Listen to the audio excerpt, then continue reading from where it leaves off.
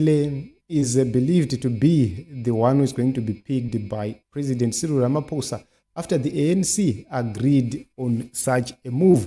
And also DA is reportedly asked for 5 seats, ministerial seats or ministerial posts, which is quite understandable. But what is at stake and what is being debated and negotiated is the issue of which ministries are they going to get.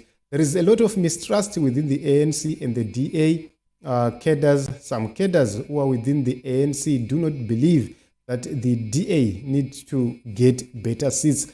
So the ANC managed to get the National Assembly Speaker and also the National Council of Provinces chair positions, while the DA managed to get the Deputy Speaker and also the Deputy National Council of Provinces chair positions. And the ANC team is saying that they've done with the DA, they are done with the DA, they are in charge and they will be in control. So the ANC need to leverage their grip onto power through the Speaker of Parliament as well as through the National Council of Provinces chair positions.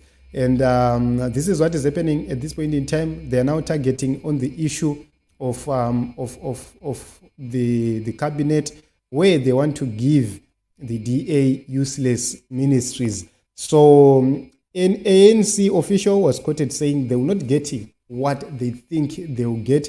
But remember that the president is ours. He draws the mandate from the ANC ranks.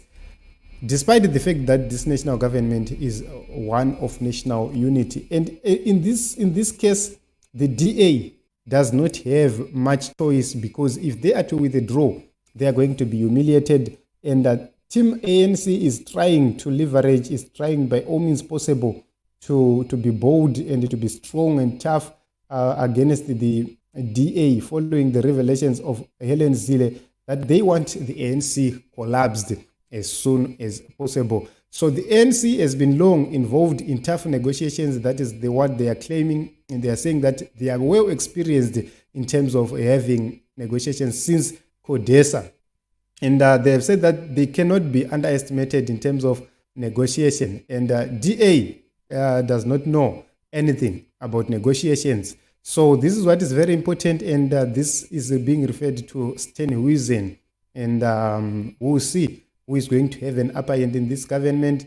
But you see, they're saying that we see those saying we go to the raw deal, but we actually won. They are celebrating, ANC celebrating that they have won this. They have managed to deal with Jacob Zuma and the MK, and also they've managed to deal with the AFF, and now they're in bed with the DA, which they claim that they are in total control. And what is very important is to know that Cyril Ramaphosa is going to appoint ANC Deputy Paul Mashatile to be the second in command in the government of the Republic of South Africa.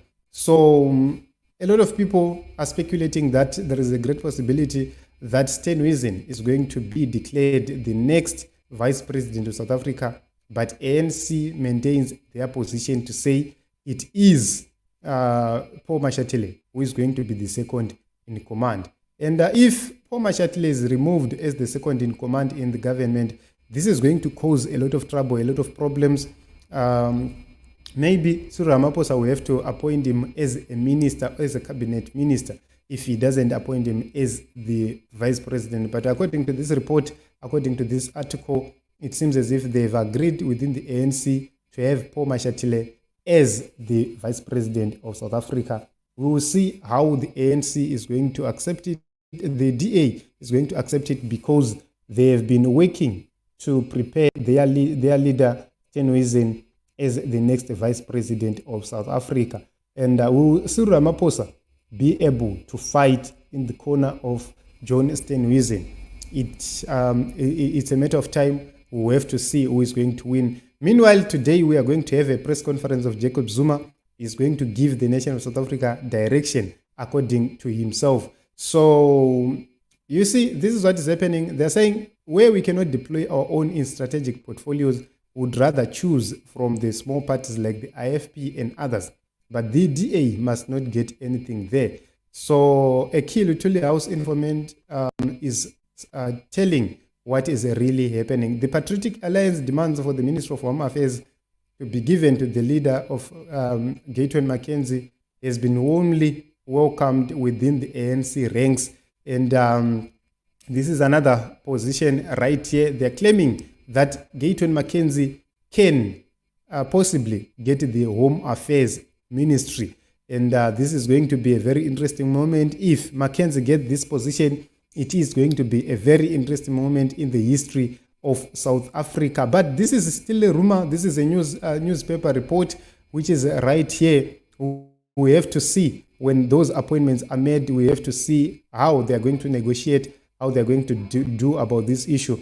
So ANC people believe that this is going to be done haphazardly without consultation of key members. But remember, if the IFP are given portfolios and they accept them, if the Patriotic Alliance is given portfolios and they accept them, it will be hard for the DA to continuously make decisions. And remember, DA carries around 20%, and it will be an insult at 20% to demand a vice presidency, and it will be an insult to the people of South Africa. And also, they know for sure that that position is so hot that that will cause the people within the ANC to revolt against Cyril Ramaphosa, and that will cause an early collapse of that government of national unity. But what is at stake is to know that ANC, as it is, as ANC, they will be trying to remain relevant or to stay relevant, which means they are going to try and force the DA to take useless ministries. For example, DA wants the ministries like the Finance Ministry. They also want ministries like the Foreign Affairs Ministry. These are key portfolios which they want, but it is going to be very difficult for them to get those portfolios. And also another ministry targeted by the DA is the Ministry of Justice. We will see if they are going to get those key ministries. And it's a matter of time. Starting from Monday, we will start to see key appointments being made or key decisions being made within the government of South Africa. Meanwhile, today in the afternoon, we are going to have President Jacob Zuma addressing the nation South Africa to tell his supporters the way forward after a match defeat from the DA-ANC alliance. So this is what is happening. We'll continue to watch and see what is happening in the nation South Africa.